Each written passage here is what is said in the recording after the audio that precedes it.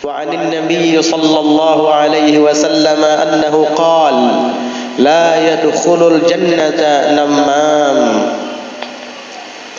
Dan diriwayatkan daripada Nabi kita Muhammad sallallahu alaihi wasallam annahu qala, bahwasanya beliau bersabda, la yadkhulul jannata nammamun, tidak akan masuk surga tukang adu domba itu. Orang yang suka mengadu domba itu tidak akan masuk surga. Na'udzubillah. Bahkan sebahagian para ulama salaf terdahulu ada yang mengatakan, la yakunun nammamu illa min waladiz zina. Tidak mungkin tukang adu domba itu terjadi kecuali daripada anak hasil perzinahan. Naudzubillah.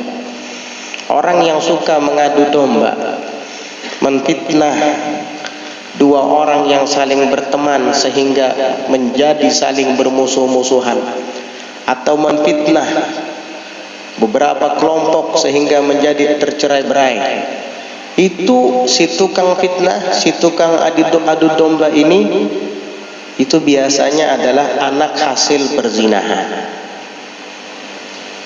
Hati-hati jika kamu suka mengadu domba, jangan-jangan kamu ini adalah anak hasil perzinahan. Naudzubillah. Oleh karenanya jauhi sifat tercela ini. Fa in qila, maka jika dikatakan, mal hikmatu fi anna Allah ta'ala khalaqa kulla makhluqin dha lisanin natiqin wa ghairi natiqin.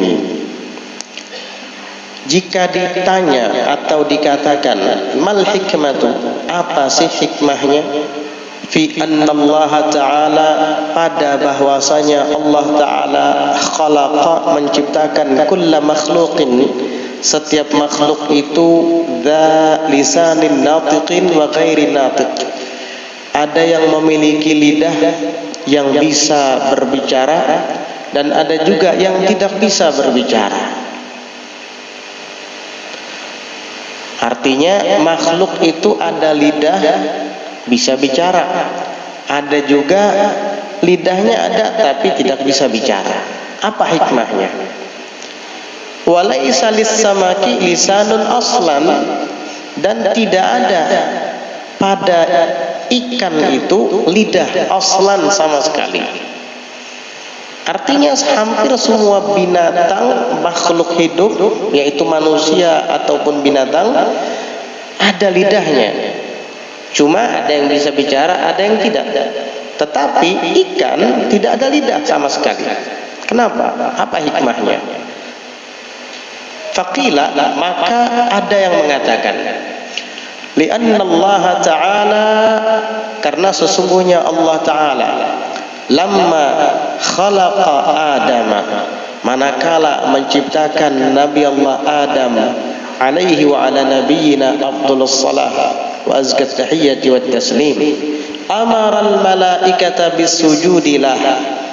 Allah perintahkan para malaikat-malaikat dengan bersujud baginya Nabi Adam. Fasajadu kulluhum, maka semua para malaikat itu sujud kepada Nabi Adam. Dan itu diceritakan di dalam Al-Quran. Wa idh qulna lil malaikati isjudu li Adama fasajadu illa iblisa aba wastakbara wa kana minal kafirin. Ketika kami berkata kepada para malaikat, sujudlah kalian semua kepada Adam, maka semua malaikat taat kepada Allah, sujud kepada Nabi Adam, illa iblis, kecuali iblis, aba, enggan, gak mau sujud, membangkang, wastakbar, dan sombong, wa kana minal kafirin, dan ia termasuk daripada orang-orang yang ingkar. Enggak mau.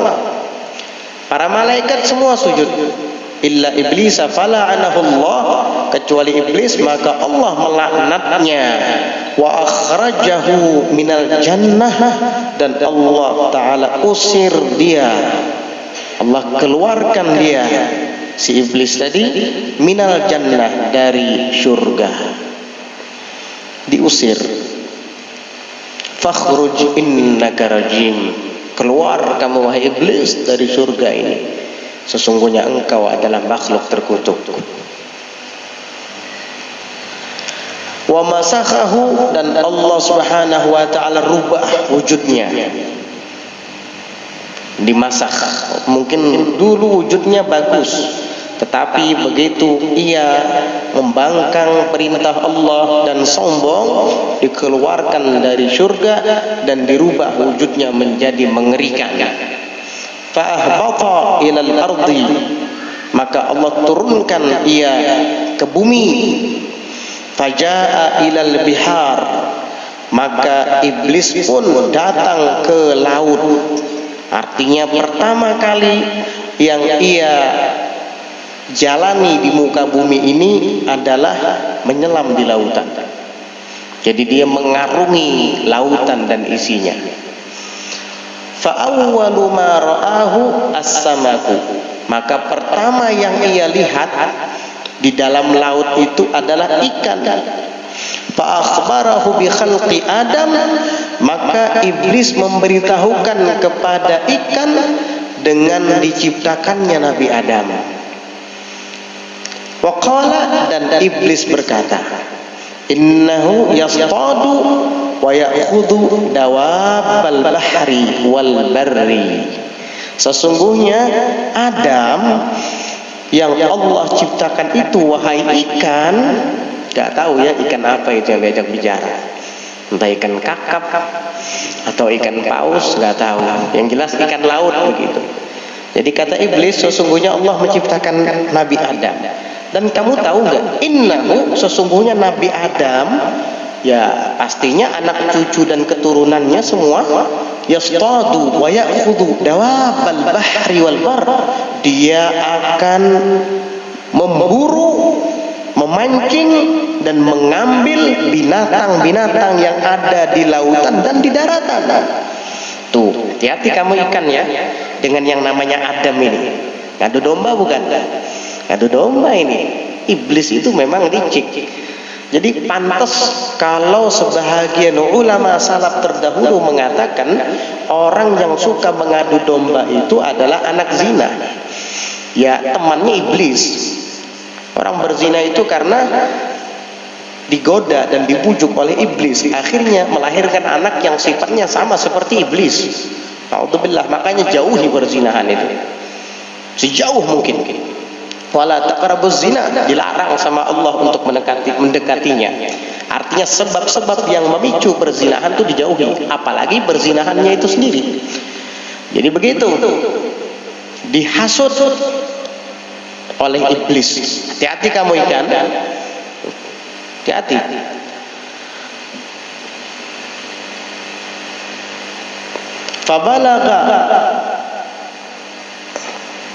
Fabalaga as-samaka wa dawabal bahri bi khabari Adam, maka iblis pun menyampaikan kepada ikan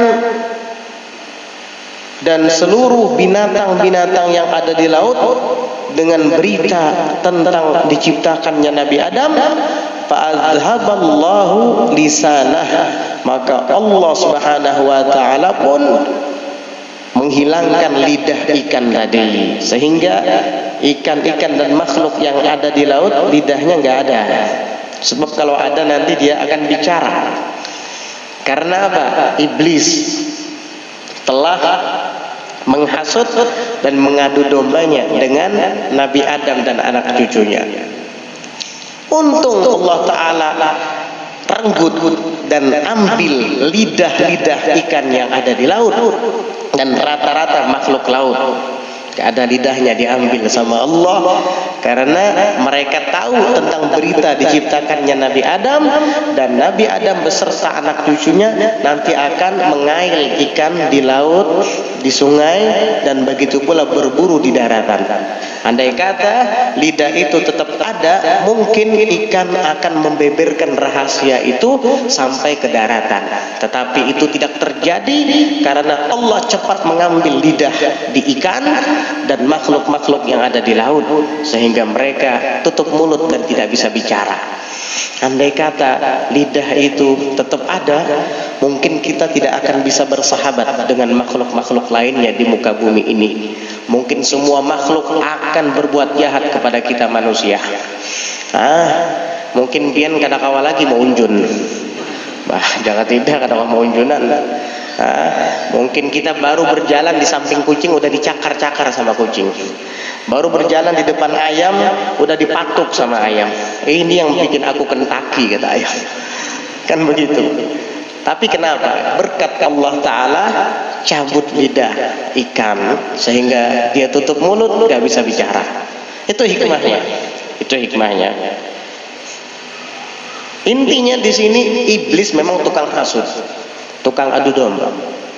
Pokoknya kesalahan orang disebut-sebut sama dia agar orang yang mendengarkan ucapan itu benci dengan orang yang dimaksud olehnya. Nanti kesana lain lagi, bicaranya begitu lagi. Kesalahan yang di sini disebut-sebut agar orang ini benci dengan yang itu. Itulah kerjaannya setiap hari. Naudzubillah, saling menjatuhkan satu sama lain, diadu domba supaya berkelahi, tidak tegur sapa, bermusuh-musuhan. Wal iyadzu billah.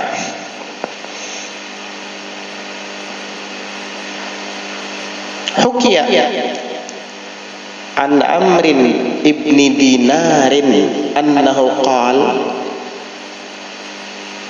diceritakan dari Amr bin Dinar, sesungguhnya ia berkata, kana rajulun min ahlil madinati lahu ukhtun fi nahiyatil madinah.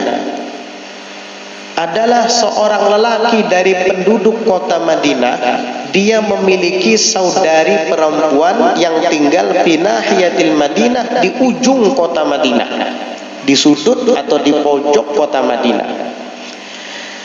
Fashtakat, maka saudari perempuan lelaki itu mengeluhkan penyakit kepada saudaranya. Fakana ya'tiha ya'uduha, maka saudara lelakinya ini pun mendatanginya, menjenguknya, melihat kondisinya. Adik sendiri kan, saudari perempuan sendiri, ya didatangi, dikunjungi, dikasih makanan, dikasih obat-obatan, begitu. Kemudian saudari perempuannya itu meninggal dunia. Mungkin penyakitnya semakin hari semakin parah, akhirnya wafat. Wajahhazaha wa hamalaha ilal qabri. Wajahhazaha, dan saudara laki-lakinya ini pun mempersiapkan pemakaman untuk saudarinya yang meninggal dunia itu. Wahamalaha, dan dia pun membawanya ilal qabri, ke kuburnya. Falamma dufinat raja'a ila ahliha, maka tatkala jasad saudari perempuannya itu sudah dikuburkan, ia pun kembali mendatangi keluarganya. Thumma dzakara anna lahu kisan kana ma'ahu fadayya'ahu fil qabr. Kemudian ia teringat bahwasanya ia memiliki sebuah kantung.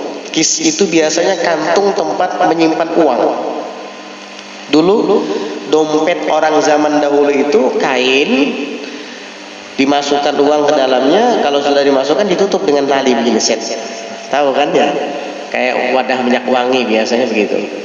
Ada kan sebahagian toko-toko minyak wangi kalau menjual minyak wangi dikasih wadah kayak gitu. Ada tali di atasnya, ditarik, ketutup rapat. Itu dompet orang dulu. Kayak sekarang dompetnya begini. Kenapa? Karena orang dulu itu uangnya pakai logam.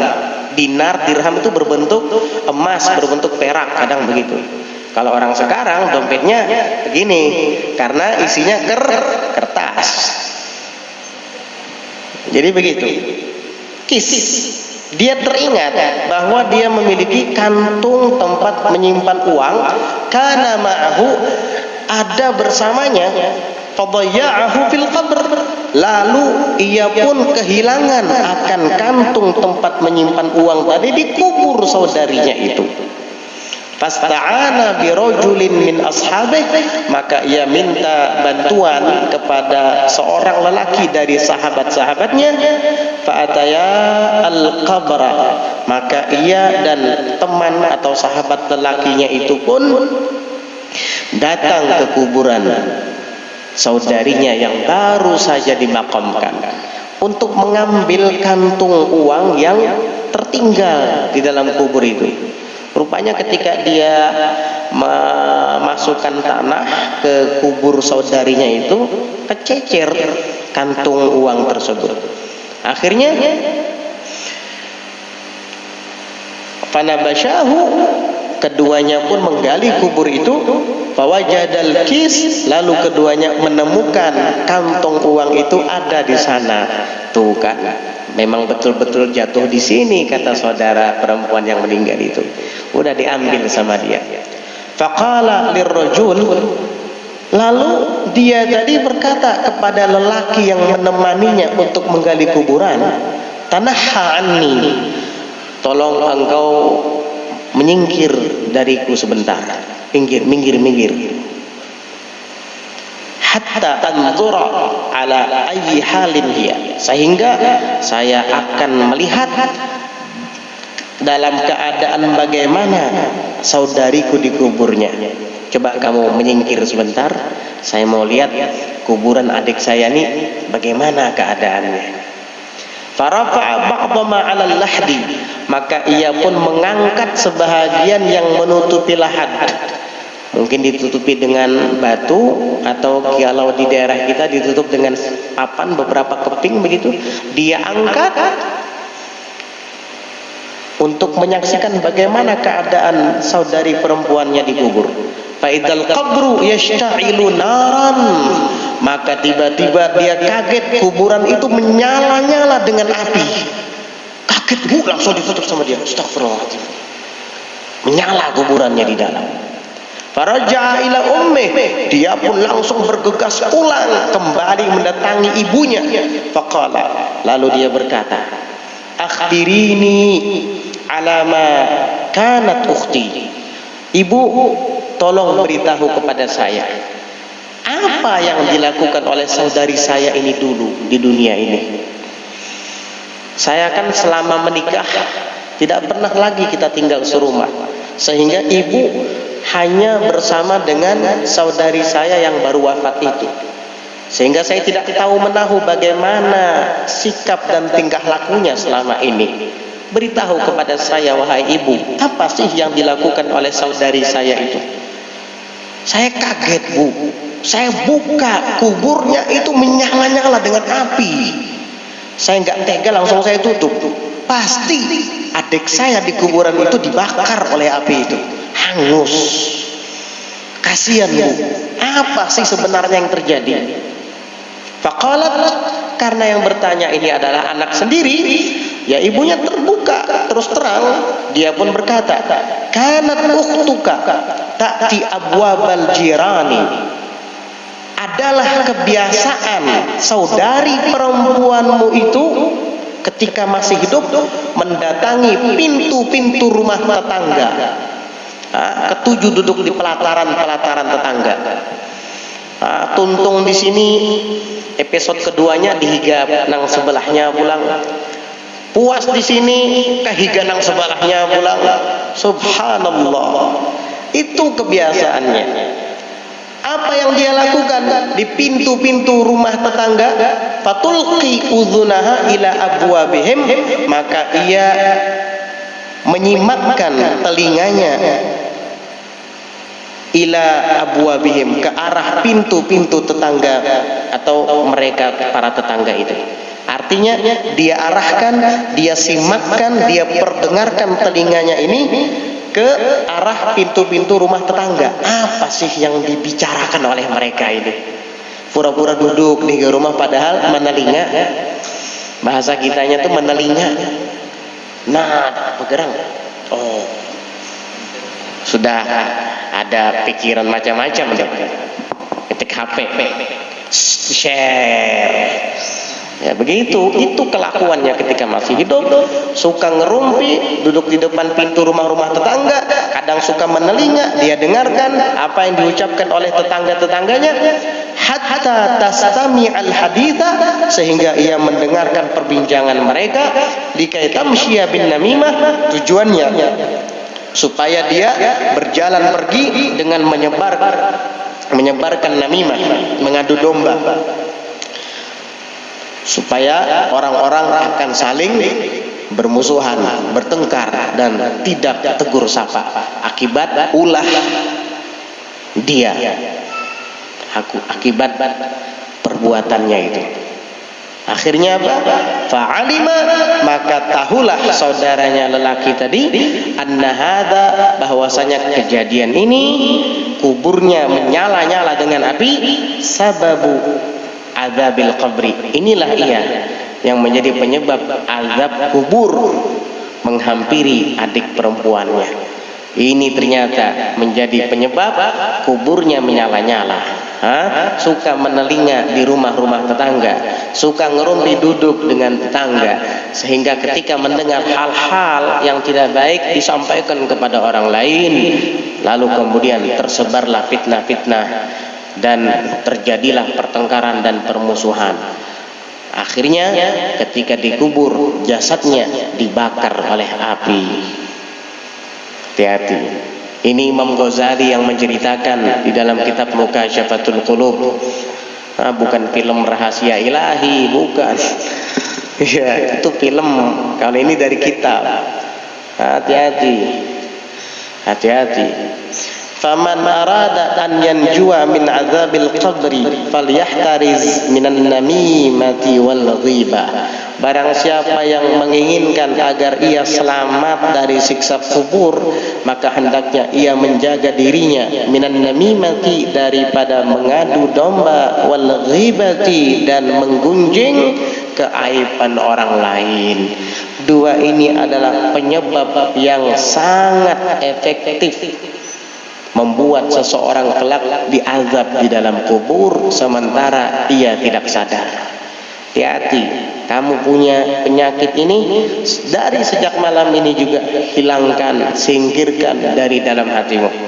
Jangan lagi menggibah orang, jangan lagi mengadu domba, karena itu akan menjadi penyebab kamu diazab di kubur. Jadikan kisah ini sebagai pelajaran. Kamu yang selama ini suka ngerumpi di depan pintu-pintu rumah tetangga, di teras-teras pelataran rumah tetangga, yang kemudian hasil dari perbincanganmu kamu sebarkan kemana-mana, kamu sampaikan kemana-mana, agar nanti terjadi perpecah belahan, agar nanti terjadi permusuhan. Kamu punya ciri-ciri bahwa kelak akan diazab di kubur. Walaupun kamu sholat, walaupun kamu puasa, walaupun kamu ngaji baca Al-Quran, tetap kalau ghibah dan namimah kamu lakukan, kamu akan diazab di kuburmu. Na'udzubillah min dzalik. Taubat dari dosa-dosa itu.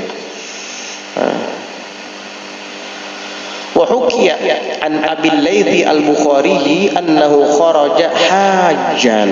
Diceritakan dari Abu Layth al-Bukhari bahwasanya beliau keluar, maksudnya pergi, hajjan dalam keadaan berhaji, pergi ke Mekah mau berangkat haji. Faja'ala fi jaybihi dirhamain, maka beliau membekali dan menyimpan di dalam kantongnya 2 dirham. Wa halafa, dan beliau bersumpah, ini ghatabtu ahadan fi tariqi Makkah zahiban aw aiban falillahi alayya an atasaddaqa bihima. Dia bersumpah ketika membawa 2 dirham di dalam sakunya, apabila saya menggunjing satu orang pun di jalan menuju kota Mekah zahiban, baik itu saya berangkat, au aiban, ataupun di saat saya sedang pergi arah pulang kembali ke kampung halaman saya, falillahi alayya an atasaddaqa bihima, maka saya wajibkan karena Allah atas diri saya untuk mensedekahkan bihima dengan 2 dirham yang aku simpan di saku bajuku ini. Artinya beliau nazar ketika membawa uang 2 dirham itu, kalau saya menggibah seseorang pun, baik di perjalanan menuju kota Mekah untuk berhaji ini, atau nanti setelah saya pulang dari kota Mekah ke kampung halaman saya akan sedekahkan 2 dirham ini. Fadhahaba ila Makkah, maka beliau pun pergi ke kota Mekah. Wa raja'a ila manzilihi, dan setelah selesai menunaikan haji kembali ke rumahnya. Apa yang terjadi? Wa dirhamani fi jaybih, dan 2 dirham tadi tetap masih ada di dalam sakunya. Artinya apa? Beliau tidak menggibah. Nah, dari berangkat sampai pergi dirham tadi masih utuh di kantongnya. Berarti selama berangkat sampai kembali pulang ke kampung halaman, lidahnya bersih dari gibah, mulutnya bersih dari gibah. Ya Rabb, luar biasa ini. Faqila lahu bidzalik, maka dikatakan kepada beliau mengenai hal itu, kok bisa ya antum seperti itu? 2 dirham yang antum bawa masih ada, berarti antum enggak menggibah orang sama sekali. Kok bisa seperti itu? Qala, beliau menjawab, la an azniya mi'ata marratin ahabbu ilayya min an aghtaba marratan wahidatan. Sungguh, kata dia, andai kata aku berzina sebanyak 100 kali, lebih aku sukai daripada menggibah sebanyak sekali. Aku berzina 100 kali, lebih aku sukai daripada menggibah orang sekali. Ya sebenarnya nggak ada yang bagus, berzina nggak bagus. Maksudnya lebih baik berzina daripada menggibah, begitu. Tapi dua-duanya nggak bagus, nggak ada yang bagus itu. Akhirnya aku pada anak menggibah, aku anak berzina. Salah kamu kayak gitu. Maksudnya dosa menggibah itu bisa dikategorikan lebih bahaya daripada berzina. Bukan berarti daripada menggibah baik berzina. Salah kalau kayak gitu. Banyak aja yang salah paham, gagal paham. Bukan begitu maksudnya, saking bahayanya gibah. Ya, saking bahayanya gibah. Jadi begitu. Sama, ada yang mengatakan lebih baik saya mati di mulut singa daripada di lubang buaya. Ya dua-duanya nggak mau kan gitu. Saya lebih baik mati di mulut singa daripada di liang buaya. Terus apa? Mau dimakan singa kamu? Ya nggak mau. Ya, begitu juga umpamanya. Paham? Dari saking berbahayanya gibah. Qala Abu Hafsin Al-Kabiru, Abu Hafs Al-Kabir mengatakan, "Lau lam asum Ramadhana ahabbu ilayya min an aghtaba insanan." Jikalau aku tidak berpuasa di bulan Ramadan, itu lebih aku sukai daripada aku menggibah satu orang manusia. Ya jangan enggak puasa. Itu berandai-andai lau, jikalau. Ya, jikalau saya nggak puasa tapi nggak menggibah, lebih bagus nggak puasa dan tidak menggibah orang daripada puasa tapi menggibah. Begitu maksud beliau. Artinya yang bagus itu adalah kamu puasa dan jangan sesekali menggibah orang. Begitu. Tsumma qala, kemudian Abu Hafsin berkata lagi, "Man irtaba faqihan jaa yaumal qiyamati maktuban ala wajhihi hadza ayisun min rahmatillah." Barang siapa yang menggibah orang yang faqih, orang yang ahli fikih, maksudnya orang alim, digibahi sama dia, maka kelak akan datang di hari kiamat maktuban, tertulis ala wajhihi, di atas wajahnya, hadza ayisun min rahmatillah, orang ini sudah putus asa dari rahmat Allah. Dicap, distempel, nggak bisa dihapus, itu tertulis di wajahnya. Ini orang yang menggibah satu orang yang faqih, alim, faqih, ahli dalam bidang syariat, digibahi sama dia, kelak di hari kiamat orang ini di wajahnya tertulis, hadza ayisun min rahmatillah, orang ini sudah putus asa dari rahmat Allah. Artinya dia tidak akan mendapat rahmat Allah. Seperti siapa? Seperti iblis. Iblis itu artinya adalah ayis min rahmatillah. Iblis itu bahasa Suryani apa Ibrani gitu, yang artinya adalah ayis, orang yang putus asa dari rahmat Allah. Nah, orang yang menggibah salah seorang faqih selama di dunia ini, nanti ketika dia mati sama nasibnya seperti iblis, putus asa dari rahmat Allah. Bagaimana kalau orang yang faqih itu bukan hanya sekedar faqih, dia juga adalah orang soleh? Bagaimana kalau bukan hanya sekedar faqih dan soleh, ternyata dia adalah orang yang taqi, ahli takwa, abid, ahli ibadah, apalagi termasuk dari ahlul bait Rasulullah sallallahu alaihi wasallam. Oh, jangan tanya. Jika memusuhi orang faqih biasa saja, menggibahinya, menggunjingnya ke situ kemari, itu putus asa dari rahmat Allah, apalagi yang faqih ini adalah soleh, apalagi dia termasuk ahlu baiti Rasulullah sallallahu alaihi wasallam. Apalagi di dalam riwayat lain, man abghadha ahla baiti jaa yaumal qiyamati maktuban baina ainaihi ayisun min rahmatillah. Disebutkan di dalam kitab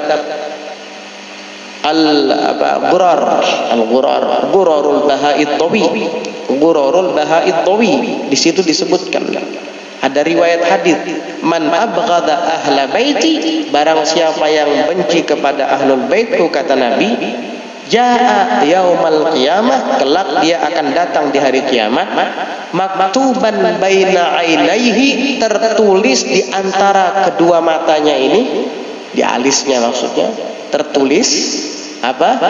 Ayisun min rahmatillah, orang ini putus asa dari rahmat Allah. Ini ketika ia benci kepada ahlul bait Rasulullah, walaupun ahlul bait itu tidak alim, walaupun dzurriyyat Nabi itu orang biasa, dia bukanlah orang yang berilmu pengetahuan, tapi dia anak cucu Nabi. Dia adalah seorang sayyid, seorang syarif, seorang habib, atau seorang syarifah, seorang sayyidah, seorang hubabah, dibenci oleh seseorang, maka orang yang membenci mereka itu kelak datang di hari kiamat, tertulis di antara kedua matanya atau di sekitar alisnya, ajisun min rahmatillah, orang ini putus asa dari rahmat Allah. Ini riwayat ulun baca lama sudah di dalam kitab Ghurarul Baha'id Tawi karangan Al-Habib Muhammad bin Ali Al-Khirit. Ulun lupa siapa periwayatnya. Yang jelas itu ulun baca dulu di kitab Ghurarul Baha'id Tawi. Kalau mau tahu siapa periwayatnya, ya murajaahi aja tuh kitab. Tebal segini nih kurang lebih. Tebal segini. Allahu Akbar. Orang faqih biasa saja nggak boleh digibahi. Nasibnya orang yang menggibahinya kelak di hari kiamat sama seperti iblis. Nah, ini berwujud manusia tetapi hakikatnya iblis. Na'udzubillah. Sosok manusia tapi hakikatnya iblis. Na'udzubillah. Kasihan.